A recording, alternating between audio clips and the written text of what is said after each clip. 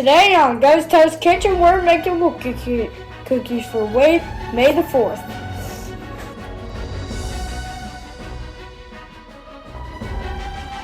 It all starts with 2 1/4 cups of all-purpose flour, a teaspoon of baking soda, and a teaspoon of salt. Basically, we're mixing all of our dry ingredients together to begin with. We're also going to add a teaspoon of cinnamon, then just whisk those together.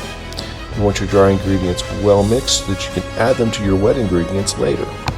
Speaking of wet ingredients, we have a cup of butter, a cup of brown sugar, and half a cup of granulated sugar. We're going to mix these together in our stand mixer. Basically cream these sugars and this butter together. Makes a nice dark brown base to which we'll later add our dry ingredients. But in the meantime, we want those ingredients well mixed. Get them all together in there.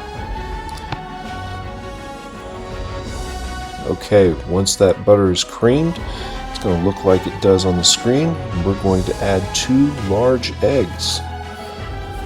These have been beaten in a separate bowl so that no shell gets into them. We add those, and then we add 1 1/2 teaspoons of vanilla extract. And then mix that in. You get all these wet ingredients together. And then you're going to add those dry ingredients into your mixer bowl. Just put them on in there. No harm, no foul. We're going to rush right through this process. You can see that flour and those dry ingredients get incorporated. And then we're going to add a cup of milk chocolate chips and a cup of semi-sweet chocolate chips.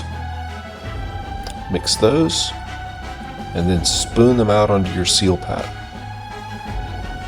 While we're doing this, I invite you to like, subscribe, and get notified.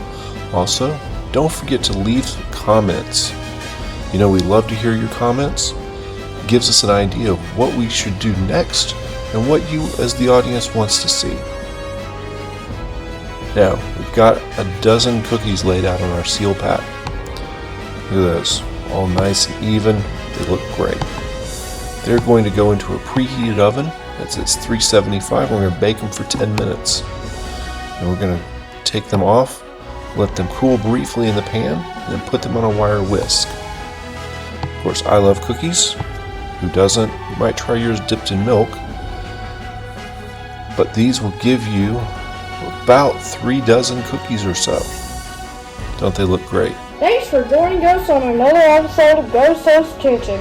Remember, like, share, and subscribe, and comment.